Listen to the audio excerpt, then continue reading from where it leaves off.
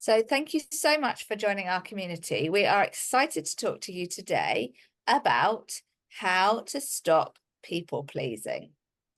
So those that have listened to us before will know very well that this was something that I had to overcome.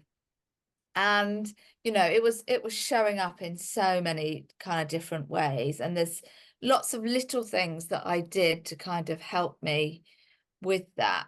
Um, and so, I talk about people pleasing with my mom quite a lot.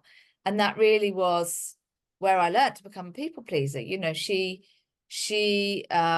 was effectively rewarded for making her feel valued and loved Mm. as a very young child. And so I learned to do that and to pay attention to her moods and Mm. adapt accordingly. So and respond accordingly. So I I did a number of different things. I mean, the one I've talked about before was kind of just not always being at her beck and call, Mm. and putting in some sort of boundaries around that. So not always answering her call if it wasn't convenient for me, and things like that. But then there were other things I did as well, because some of it was coming from a lack of self-worth. So I did some inner work around developing my self-worth. And well, I mean, there was just so many different things. It's hard to kind of think of something in particular, but it was yeah, thinking about and talking to people I trusted and whose opinion I valued around kind of what I was good at, and then focusing on that and seeking out opportunities to use those skills. I mean, today in society, kindness seems to be a big thing. I see it all over the place on LinkedIn, on Facebook, be kind, be kind, be kind, be kind. When I was younger, I kind of felt like my kind and caring nature felt abused and taken advantage of. So I kind of feel like people are catching up now. Um, but it's about recognizing when you shouldn't go out of your way to help people. That's not to say you shouldn't be kind, but not at your own detriment. It's the whole put your mask on first. We all see that every time we go on a plane, they talk about that. And learning from that, because I got to a point where I was almost burnt out because I wasn't looking after myself. I was putting everybody else first. Everybody else got their needs met and I didn't. And I was just like, I was like, I can't do this anymore. I literally can't do this anymore. Um, so it was like, okay, let's put in some protective things to protect, my time or my energy or my mental health or my emotional well-being, whatever it might be, just so that I didn't get burnt out again. So, and it will be different for everybody. And like clearly this is across my whole life, not just my dating world.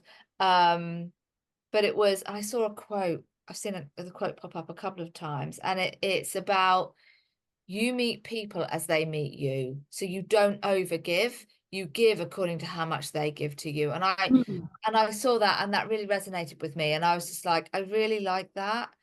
It's not about not being kind, but it's not about giving too much either. You meet people where they meet you. And I think if I could sum up all that waffle, that is what I would say.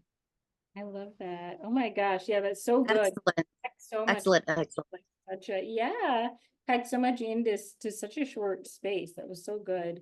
I mean, I think so much of it resonated for me that it's hard to even know how to follow up. But I think what really stuck out to me was talking about how it started with you. Oftentimes people who that I've heard, like people who kind of have that little sort of people pleasing trend, they tend to be the kind of people who focus a lot on other people, obviously. So it's sort of like, even when they're asking for relationship advice, it's like, how do I get this person to care about me more? What do I do in this situation? What do I do in this specific relationship? Whereas the reality of it is that you really should just be focused on yourself. And it's like, so much of it goes back to you and sort of elevating your own needs Yeah. and your own, experience.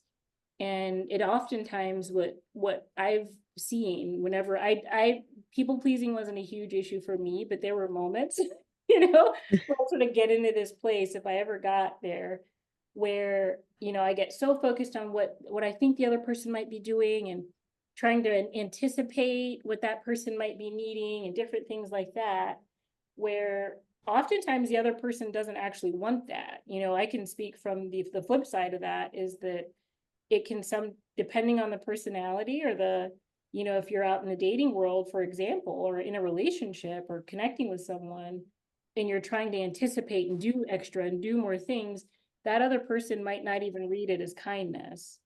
They might actually read it as too much. They might read it as smothering. They might read it as controlling, you Yeah. know, if you're not giving them the opportunity to kind of have their own say in what they want to do or what they want for themselves. You're too busy trying to do things, for them. Yeah. And so, I think that something for that people pleaser to understand is like you're first, you're the Mhm. first person in this scenario, and you always should be, like your feeling, your experience is what you lead with. So, Mm. I don't know if I have any specific advice other than you've said so much, you know what I mean? Other than making sure that you just kind of elevate yourself, and that can kind of work in different scenarios for different people, but like step in and say like, how does this feel for me? You know, in different experiences, and then let that carry into your relationship.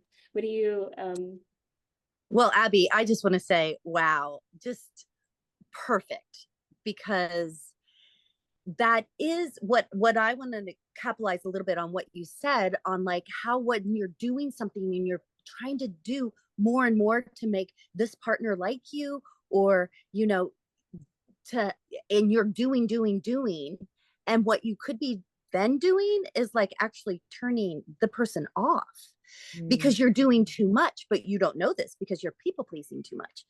But the sitting back and doing for yourself first is then when someone can be more attracted to you for just doing for you.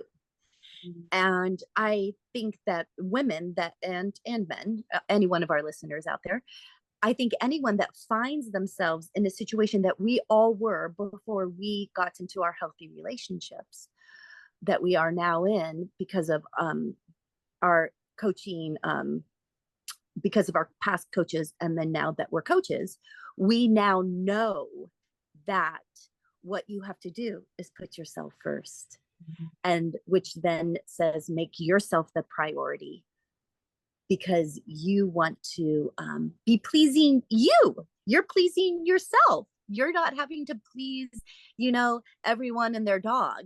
You pleasing yeah. you. And I think one of the things that I would like to say along with both of you girls, which what you have said is excellent, is for me in the people pleasing world, learning how to say no, N-O, no, was very, very big for me. And it was hard and it was difficult because I was trained to say yes and to do anything and everything to make sure that the apple cart wasn't rocking. And so when you learn the word no, your life changes drastically. And I think I should just leave it at that. Yeah. Oh, except how about this, our dear listeners? Please go ahead and like and subscribe to our channel, because as you know, the more likes that we get and the more people that subscribe, we get better inputs or a better lineup of people to listen. And our information is so valuable, and we can't wait to share it with more people in this world. Absolutely. Yeah, I think you're right though, CindyAnn. Being able to say no, learning to say no, I think is so powerful. I think that makes, and it doesn't even have to be actually no. It like the word no, it can be dressed up in other ways because, if you are a chronic people pleaser, actually saying the word no can be very hard, but it can be you know, there's all kinds of phrases that you can use in that are effectively saying no without just saying no. But yeah, Mm-hmm. that is very, very powerful. Well, Yeah. and one of those is, hey, let me check my calendar and I'll get back to you. Exactly. Um, or would you like to go to coffee? You know what? I already had a coffee this morning and I'm trying not to drink coffee after noon. So you know what? I should probably head out Yeah. from now. Yeah. And plus I have 10 errands to run. So, you know, like, but you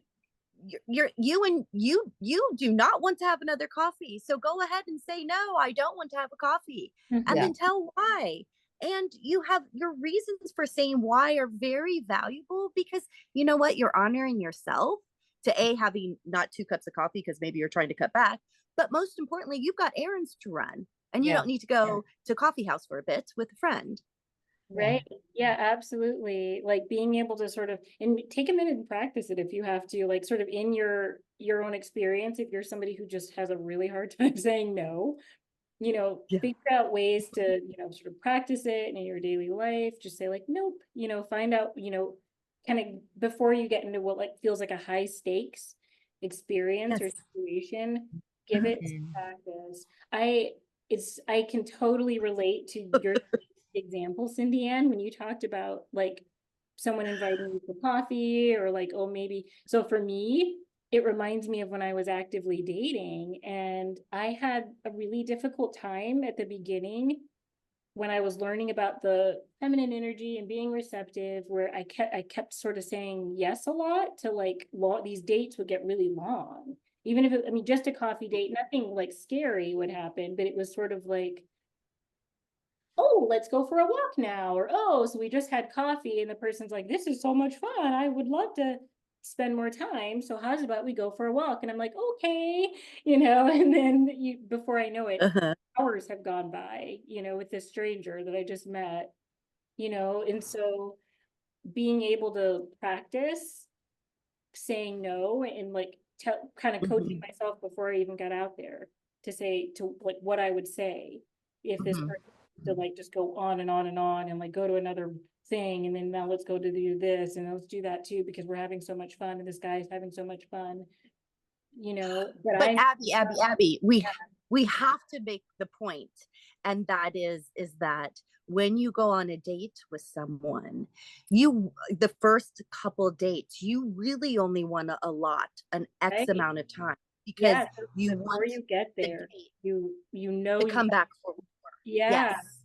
And so So you that's don't want to let these dates go on and on and on. You yeah. want them to end. Sometimes it's nice. I mean, I know with Kurt and I, we started putt putt and it went putt putt golf. And then after that, we did go to have tacos together. And so it was nice that we went from one, but it was kind of a plan to do dinner.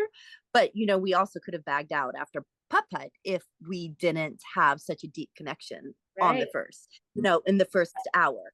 But we do, as love coaches, once you start working with us, we will be very clear that we want your first date to last about an hour. Mhm. And if your first date's lasting 5 hours, that's a red flag. And that's a whole nother topic for another day. But heck, I had to bring it up. Absolutely. So one of the best ways to make sure that you kind of get those boundaries set is to work with somebody who will help you do that. And we would absolutely love to as love coaches. So this was wonderful. You got a little bit of a taste for what it's like to, you know, an idea for what people pleasing can look like and some ways to fix it, ways to do things differently.